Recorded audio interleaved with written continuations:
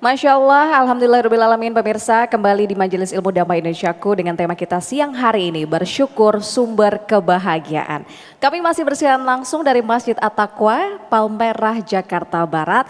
Ini saatnya kita membuka interaksi untuk pemirsa di rumah yang ingin bergabung melalui video call. Karena sudah ada satu orang pemirsa, ini ada Bapak Rosidin dari Brebes, Jawa Tengah yang sudah bergabung melalui video call WhatsApp untuk bertanya kepada guru-guru kita. Kita akan sapa terlebih dahulu. Assalamualaikum Bapak Rosidin. Waalaikumsalam warahmatullahi wabarakatuh.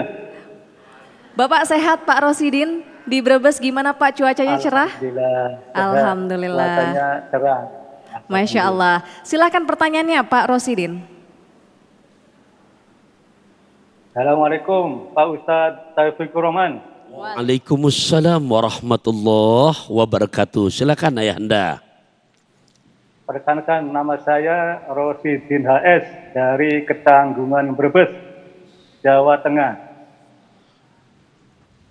Ya, Brebes. Ini mau bertanya Pak Ustadz. Silakan Ayahanda.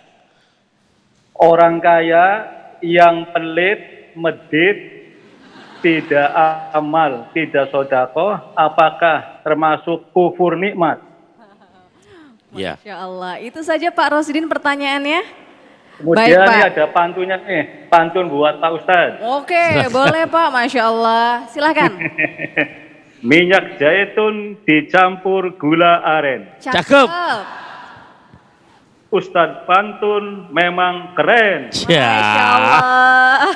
ke Bekasi bareng Nyonya. Sekian dan Makasih terima akan kasih. pantunnya. Assalamualaikum warahmatullahi wabarakatuh. Waalaikumsalam warahmatullahi wabarakatuh. Pak jangan dimatikan dulu Pak Rosidin karena akan langsung dijawab oleh Ustadz Pantun. Silahkan Ya. Ustadz Pantun, ini kalau medit, pelit itu Ya. masuknya kufur nikmat atau Saya ngadepnya bagaimana? kemana nih? Jadinya? Boleh, silakan ke kamera aja. Baik ya, karena saking cintanya walaupun di Brebes pakai kacamata lihat bunga melati. Jauh di mata selalu ada doa-doa dalam hati. Ya. Jadi begini ya Handa Rasyidin, juga pemirsa semuanya ya. Ini bukan buat orang yang kaya, bahkan Syekh Abu Zakaria Syaraf An-Nawawi dalam kitab Riyadus Shalihinnya mengutip satu hadis sahih. Apalagi yang tadi emang ada orang kaya yang memang mobilnya mentereng pada mengkilat, duitnya banyak berlipat-lipat, rumah berderet pada bertingkat, tanah banyak ampe ada di setiap tempat, ampe dadanan bini alasnya ampe ngejepat. Nah, berarti emang ada ini mah. Nah, ini buat kita semua pelajaran. Jadi Mbak Pahada, saban hari, ma min yaumin, tidaklah setiap hari itu ya yusbihul ibad, terkumandang adzan subuh illa malakan yanzilani.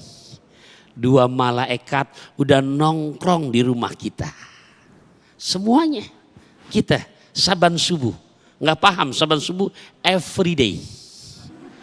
Understand? Iya saja udah sore udah. Ya.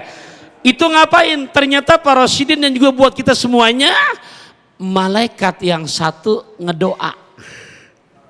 Begitu ada yang disedekahin, mau yang warna merah angka depan 1 nolnya 5, mau yang warna biru angka depan 5 nolnya 4, mau yang warna hijau angka depan 2 nolnya 4, mau yang merah keungu-unguan, mau yang rada coklat rada bule, atau silver abu-abu, atau hijau angka depan 1 nolnya 3 rada lecek bau amis. Berapa aja tuh ya. Nah begitu disedekahin, malaikat yang satu doa, Allahumma a'ti munfiqan kholafa. Ya Allah, berikan kepada hamba-Mu yang telah berinfak ini ganti rugi yang berlimpah ruah. Tuh, malaikatnya berapa tadi? Ternyata yang satu nungguin, habis subuh dia nggak sedekah, habis zuhur dia nggak sedekah, habis asar udah kelihatan udah ngopcan, ngopi-ngopi cantik. Habis misa ternyata ya salam, dari subuh nungguin dilihat habis sisa, ya Allah pelor nempel molor udah. Padahal duitnya ada bervariasi, tapi ada yang sedekah dikeluarin apa enggak hari itu tuh? Ada yang keluar apa enggak? Doa malaikat yang serem nih Pak Rosidin jawabannya, Allahumma a'ti mumsikan talafah. Ya Rob, berikan kepada hamba-Mu yang pelit ini malah petaka di dalam kehidupannya. Nah, mudah-mudahan kita mau sedekah jangan nungguin kaya, tapi selagi ada, biar dapat saban hari doa malaikat yang pertama, bukan yang kedua tadi. Masya Allah, terima kasih atas jawabannya Ustadz Pantun. Semoga menjawab ya Bapak Rosidin, masih bergabung bersama kami Pak Rosidin. Iya, Masya Allah. Terima kasih Bapak, sehat selalu. Assalamualaikum. Baik, selain Bapak Rosidin, kita kembali mempersilahkan kepada jamaah yang ingin bertanya. Ini ada Ibu Reni Aprina ya yang ingin bertanya. Ibu Reni, silahkan pertanyaannya apa Bu? Nanti akan langsung dijawab oleh Ustazah Aini. Assalamualaikum warahmatullahi wabarakatuh. Waalaikumsalam warahmatullahi wabarakatuh. Saya Bu Reni dari Majelis Taklim At-Taqwa Kemanggisan. Izin bertanya Ustazah, apa hubungan antara sabar dan rasa syukur dalam kehidupan? Itu aja pertanyaannya. Makasih. Assalamualaikum warahmatullahi wabarakatuh. Waalaikumsalam warahmatullahi wabarakatuh. Apa Ustazah hubungan antara rasa syukur dan juga rasa sabar? Silahkan. Sabar dan syukur itu saling berkelindan, Bu. Orang yang bersyukur biasanya memang orang yang sabar. Orang yang sabar biasanya karena dia bersyukur. Contoh Ibu. Ibu kalau misalnya ke pasar, jalan kaki, apa naik sepeda, apa naik motor metik yang sen kanan belok kiri? Yang mana Ibu? Tuh. Jangan-jangan yang sen kanan belok kiri sampai sekarang masih selamat, kagak nabrak, kagak ditabrak. Itu kayaknya gara-gara ada malaikat yang jagain. Kudu bersyukur itu Ibu. Cuman jangan diterusin kayak begitu.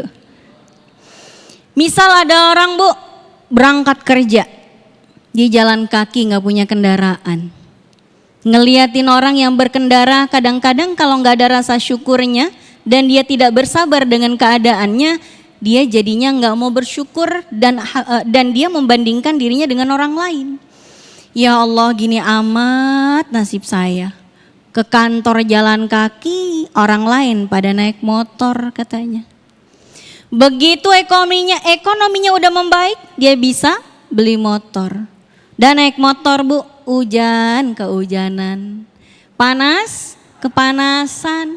Lihat ada yang bawa mobil, gerendeng lagi tuh. Ya Allah, gini amat nasib saya, enak banget ya jadi orang kaya punya mobil katanya. Coba kalau saya ditakdirin jadi orang kaya, gak bakalan kehujanan, gak bakalan kepanasan. Tuh, kenapa dia tidak sabar dengan kondisinya dan ketidaksabarannya membuat dia tidak bisa menghadirkan rasa syukur. Begitu dia udah naik mobil, salah lagi Bu. Ya Allah, gini amat hidup di Jakarta, biar kata naik mobil katanya macet mulu. Duh, gerendeng lagi. Gak pernah ada syukurnya emang kalau orang itu tidak menghadirkan rasa sabar. Maka orang-orang yang bersyukur itu karena bisa menghadirkan kesabaran dalam dirinya. Dia tahu bahwa takdirnya hari ini adalah yang terbaik. Mungkin kita yang belum bisa beli mobil, motor emang terbaik buat kita. Mungkin kita belum cocok punya mobil Bu. Kalau kita punya mobil mungkin bakalan songong. Begitu punya mobil baru bawaannya tantin. Pengen ngasih tahu sama tetangga kalau dia udah punya mobil. Begitu dia punya mobil parkir sembarangan di jalan yang sempit ngalangin orang lewat. Emang belum cocok punya mobil. Kenapa? Jadi menghalangi hak orang lain. Mendingan udah punya motor aja. Maka orang yang bersyukur adalah tahu bahwa semua nikmat yang Allah berikan emang yang terbaik buat dia. Mungkin Bu kalau kita jadi orang kaya banget. Sekaya siapa Bu misal? Sekaya Raffi Ahmad kali Bu ya. Wah mungkin kalau kita sekaya dia kita gak bisa sedermawan dia. Belum tentu kita kuat sama cobaan harta. Ada orang yang dicoba dengan harta, tiba-tiba dia jadi putus hubungan sama keluarganya. Tiba-tiba dia suudzon sama orang-orang, begitu ada yang mau silaturahmi ke rumahnya, disuudzonin mau malingin hartanya dia. Jadi suudzon gitu kan. Maka korelasi antara sabar dan syukur adalah orang-orang yang sabar biasanya mudah untuk mensyukuri nikmat apapun keadaan dirinya, dan orang-orang yang bersyukur biasanya sangat lapang hatinya. Karena apa? Karena tidak perlu membandingkan nikmat dirinya hari ini dengan nikmat orang lain. Kenapa? Karena dia tahu bahwa nikmat orang lain tidak menambah sedikit pun kenikmatan dalam diri kita. Membandingkan nikmat kita dengan orang lain tidak mengurangi, tidak menambah nikmat kita, malah justru mengurangi rasa syukur kita. Wallahu a'lam bishawab. Jadi sangat erat ya Ustazah hubungannya antara sabar dan juga syukur. Masya Allah. Ibu Reni semoga menjawab pertanyaannya. Dan pemirsa Damai Indonesiaku, kita jeda terlebih dahulu. Saya jeda nanti masih ada satu orang penanya lagi melalui video call. Dan kami juga nanti akan membacakan pertanyaan dari pemirsa yang sudah bergabung melalui akun Instagram @Damai Indonesiaku. Jangan kemana-mana, tetap bersama kami di Majelis Ilmu Damai Indonesiaku.